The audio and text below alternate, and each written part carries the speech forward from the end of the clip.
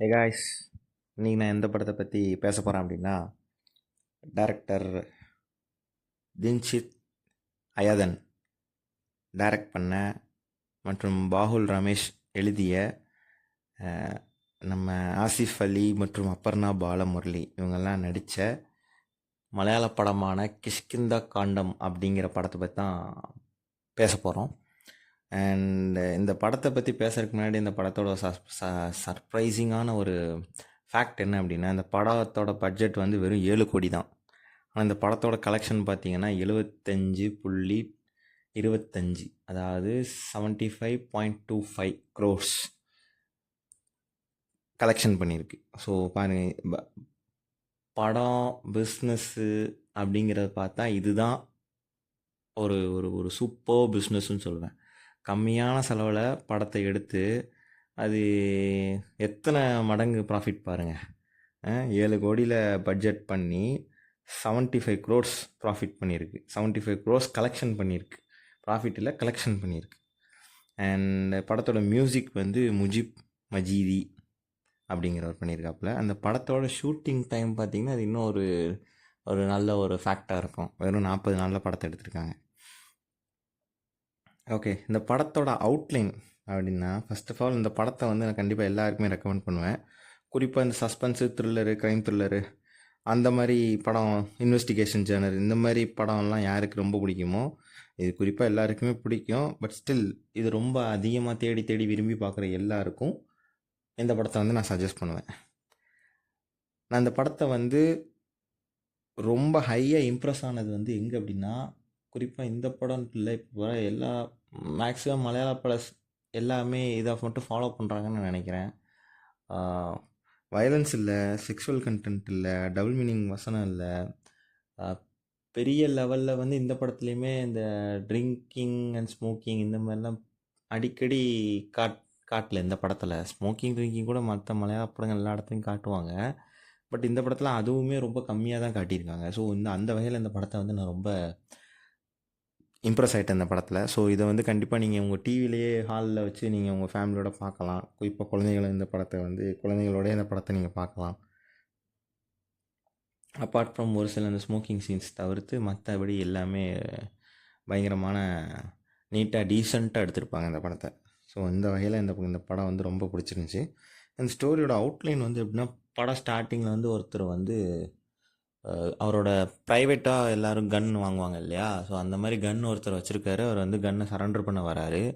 So கன்னை surrender பண்ண வரும்போது அது வந்து கேரளாவில் எலெக்ஷன் டைம். ஸோ எதனால் சரண்டர் பண்ண வராங்கன்னா, அங்கே வந்து எலெக்ஷன் டைம்னால அந்த ப்ரைவேட் லைசன்ஸ் வாங்கி கன் வச்சுட்டு எல்லாருக்குமே ஒரு நோட்டிஃபிகேஷன் போயிடுச்சு.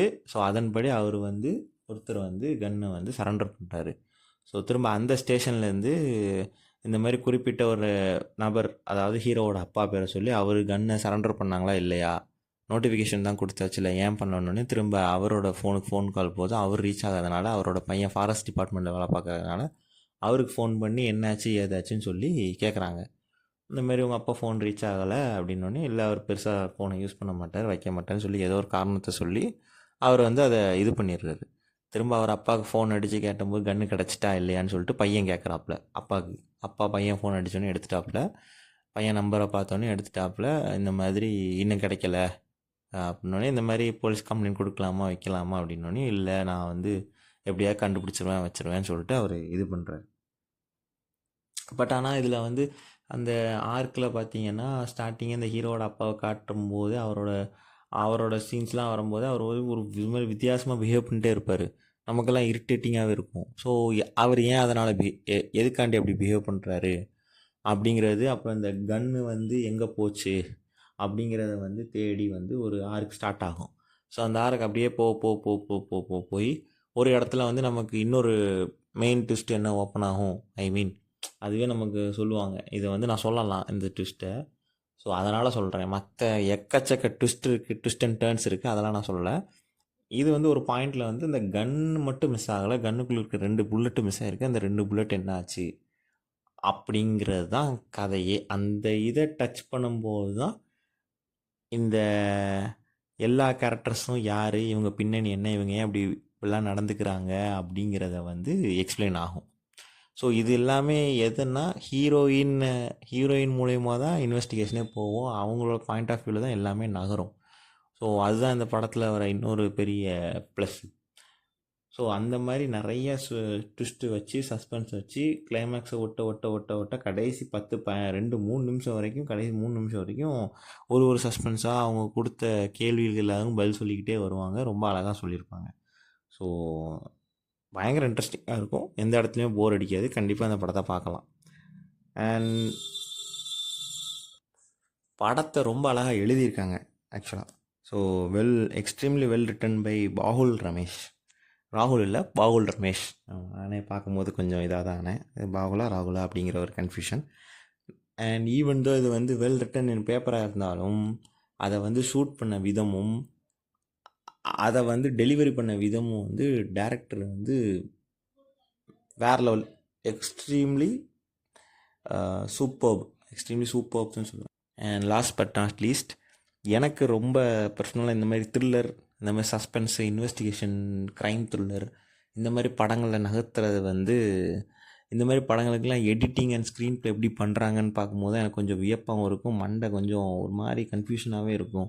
ஏன்னா ஏதோ ஒரு சீனை முன்னாடி வச்சாலோ இல்லை ஏதோ ஒரு சீனை முன்னாடியே எழுதிட்டாலோ அது வந்து என்டையராக மற்ற சஸ்பென்ஸ் எல்லாமே பிரேக் ஆகிறதுக்கான வாய்ப்பு இருக்குது. அட்லீஸ்ட் ஒரு சில சஸ்பென்ஸாவது நமக்கு முன்கூட்டியே பிரேக் ஆகிறதுக்கான வாய்ப்பு இருக்குது. ஸோ அந்த வகையில் இந்த படத்தோட எடிட்டிங் அண்ட் ஸ்க்ரீன் ப்ளே வந்து ரொம்ப சூப்பர்பாக இருந்துச்சு. ஸோ நான் முன்னாடியே சொன்ன மாதிரி இந்த மாதிரி த்ரில்லர், க்ரைம், இன்வெஸ்டிகேஷன் இந்த மாதிரி ஜேர்னலில் உள்ள படங்களுக்கெல்லாம் பண்ணுற எடிட்டிங் அண்ட் ஸ்க்ரீன் ப்ளே மேலே எனக்கு பெரிய மரியாதை உண்டு. அதே மரியாதை தான் இந்த படத்துக்கும் எனக்கு கண்டெயின் அண்ட் மெயின்டைன் ஆகிருக்குன்னு சொல்லுவேன்.